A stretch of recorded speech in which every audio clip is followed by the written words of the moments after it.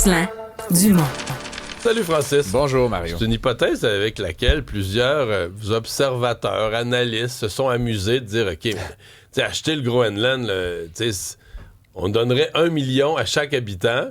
Ça serait pas si cher que ça, le 56-57 milliards. C'est pas si épouvantable pour acheter une île avec toutes ses ressources. Pour les Américains, ce serait une bonne affaire. Puis c'est drôle, en fait, ça m'est venu en t'écoutant hier avec Stéphane Bureau, là, qui évoquait ce scénario. L'idée n'est pas de Stéphane, mais il la relayait donc dans sa chronique. Et en entendant ça, j'étais comme, ben là, ça marche pas, ça. Et la raison est assez simple. En fait, le Groenland est une île sur laquelle ils poussent pas grand-chose. Il n'y a pas une grande industrie agricole, ils ne produisent pas, ils sont pas autosuffisants d'aucune façon. Il n'y a pas d'industrie automobile, ils font pas de tracteurs. C'est vraiment... et c'est isolé. Il y a un peu de tourisme. Un petit peu de poisson, un peu de c'est pêche. particulier parce que justement, c'est isolé. Là. Ce que je vais dire là ne serait pas tout à fait vrai au Québec ou dans d'autres lieux, mais là, on est vraiment dans une île qui est d'aucune façon autosuffisante. Et donc, l'hypothèse consistant à dire, on pourrait carrément acheter, non pas le Groenland, mais acheter comme un peu les citoyens du Groenland en leur faisant chacun un chèque.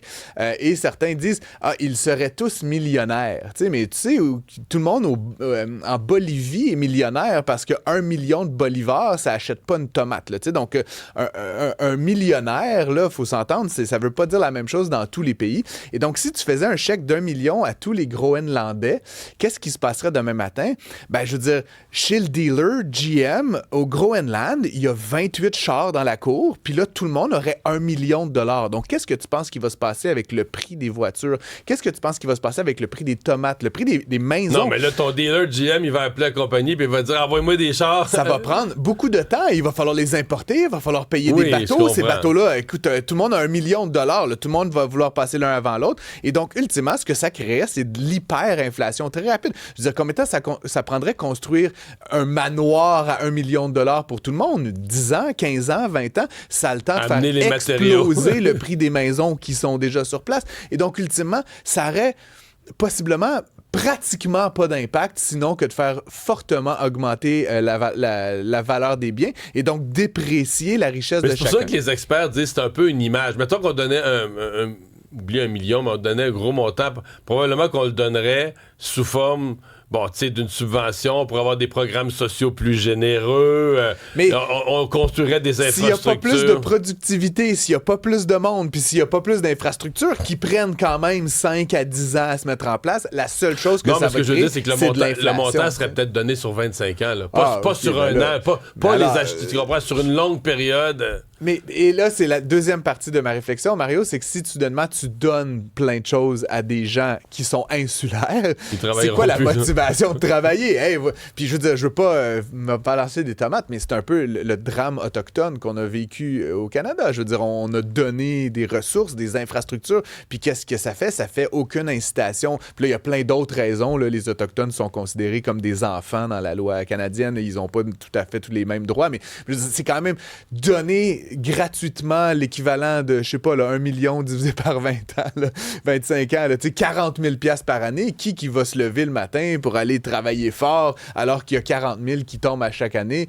Quelques-uns, certainement, mais c'est un fort désincitatif à la production et surtout à la productivité.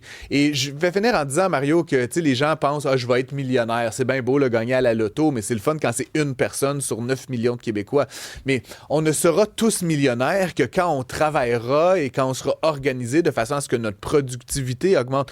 La seule façon de s'enrichir véritablement dans une économie comme la nôtre, c'est de générer des gains de productivité, soit en investissant dans le capital, dans la formation, dans l'efficacité des processus. Si je donne un chèque à tout le monde, ça revient qu'à créer de l'inflation et à donner aucun pouvoir d'achat additionnel. Donc, c'est un peu un leurre, finalement, de penser qu'on va acheter le Groenland en donnant des cadeaux aux Groenlandais. Et à ce titre, pour finir, je pense pas que le Groenland accepterait qu'on donne de l'argent aux citoyens. Je veux dire, c'est leur territoire. Le Danemark, le Danemark, il faudrait faire le chèque au Danemark. Et là, à un moment donné, les Groenlandais seraient pas mal fâchés de savoir que l'autre pays, dont ils veulent leur indépendance, reçoit un chèque pour leur île. C'est un peu particulier. Mais pour l'instant, ça appartient au Danemark. Mais dans l'idée de donner l'argent aux gens du Groenland, c'est que là, c'est indirect. C'est dans l'idée de les faire voter dans un référendum pour se séparer du Danemark. C'est de l'ingérence étrangère et de la corruption politique. Puis là-dessus, j'ai rien à... Tu demanderas à Stéphane ce qu'il en pense. Mais du point de vue strictement économique, c'est pas comme ça que ça se passe. Et donc, encore une fois, j'ai bien hâte de voir. M. Trump a mis une espèce de faux deadline là, de 2 mois. Il va rien se passer dans les 2 prochains mois, Mario. Là. Le taux d'inoccupation des bureaux qui diminue graduellement, on le voit même dans les gouvernements. Là, on veut ramener progressivement les employés au bureau. Tu me dames le pion. Je voulais faire un lien entre ces deux nouvelles-là. Donc, le gouvernement du Québec qui veut ramener ses travailleurs à 3 jours par semaine. D'ailleurs, là, c'est le branle-bas de combat. Les syndicats sont bien fâchés. On fait un genre de pseudo-sondage. Là. Tout le monde dit qu'ils sont pas contents. Changer, c'est difficile dans la vie. Là, mais là, il faut revenir au travail, les gens. Là, puis... Mais ça fait réagir parce qu'on en a parlé un petit peu plus tôt à l'émission. Puis moi, j'ai dit, bon, imaginez s'ils devenaient entrepreneurs ou travailleurs autonomes, ils capoteraient. Puis il y a des gens qui ont été très fâchés par mes propos parce qu'ils disaient, voyons donc, vous méprisez les honnêtes travailleurs. Donc, de dire d'aller retourner au travail, d'avoir une opinion là-dessus, ça choque. Moi, j'ai pas d'opinion là-dessus. C'est juste le gouvernement dit qu'il faut revenir 3 jours par semaine au bureau, ce qui est quand même... ça va, là. Ça va, là. Je veux dire, c'est bon, on demande pas de travailler 70 heures par semaine. Là. C'est dans les normes. Mais la plupart des entreprises sont allées dans ce sens-là. Je veux dire, moi, 4 jours, les entreprises, certaines entreprises américaines, c'est 5 jours. Là, je veux dire, tu sais, 3 jours, les amis, là, calmos. Puis là, ils disent, on va baisser la productivité. Je suis désolé, la productivité des fonctionnaires québécois, là, c'est pas comme si c'était stellaire. Là, fait qu'à un moment donné, baisser la productivité de ça, je comprends pas de quoi on parle exactement. Et là, mon point, Mario, c'est qu'en plus de ça, le fait pendant la pandémie, qu'on se soit tous mis en télétravail, et moi aussi, et toi aussi, ça a créé évidemment une espèce de vacuum dans les centres-villes qui crée de la pauvreté, qui crée plein de problèmes. Je veux dire, les restaurants, les commerces, les établissements, les tours à bureaux. Et ça engendre un problème de second ordre que quand il n'y a plus de vitalité dans les centres-villes, c'est les villes qui souffrent parce que les villes tirent une grande partie de leurs revenus de taxation des centres-villes. Pourquoi? Parce que la taxe sur le commercial est à peu près 5 fois plus élevée qu'elle ne l'est sur le résidentiel. Donc, tu peux t'imaginer quand une place, là, c'est sur René Lévesque... Mais Montréal, on le sent présentement que les tours à bureaux se remplissent. C'est très marginal, honnêtement. Ce que CBRE, là, qui est le cabinet qui publie ça, montre, c'est qu'au Canada, on est passé de 18,7 à 18% de taux d'inoccupation. Donc, c'est pas... Non, on le sent pas, là, comme... Il n'y a pas des masses de gens qui arrivent, mais petit à petit, 1% par 1%, on est en train de re-remplir tranquillement les centres-villes. Puis encore une fois, ça va créer de la vitalité économique, ça va créer de l'emploi dans les restaurants, dans les commerces de proximité. Il y en a qui disent, ouais, là, c'est bien beau, vous dites ça, là, mais ça va créer plus de trafic. Puis là, vous pensez quoi du smog puis de la pollution? C'est des textos, entre autres Étienne, qui aime texter. J'en pense plein d'affaires. Prenez le REM, prenez un char électrique, prenez votre bicycle à pédale. Là, je veux dire, il y a plein de façons de se rendre. C'est vrai que le télétravail est extraordinaire pour le trafic, là. Oui et non. Là, je veux dire, on peut, encore une fois, je parle pas de revenir 5 jours par semaine. Je veux dire, on parle de 3 jours. On peut faire ça sur différentes journées. On peut...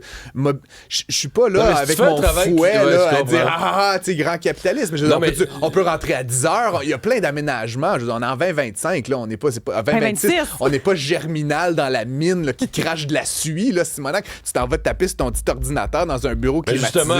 Justement, si mettons tu le fais aussi vite chez vous, pourquoi tu irais te foutre 45 minutes sur le pont?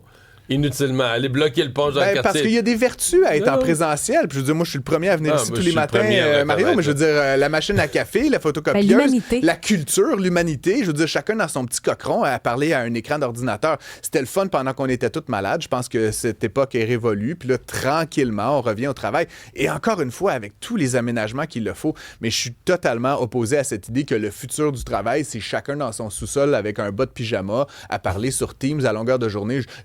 Je vois pas du tout ça comme un rêve, honnêtement. Puis ceux qui aspirent à ça, je leur dis, faites d'autres choses. Peut-être, je sais pas quoi leur répondre. Merci, Francis. Salut.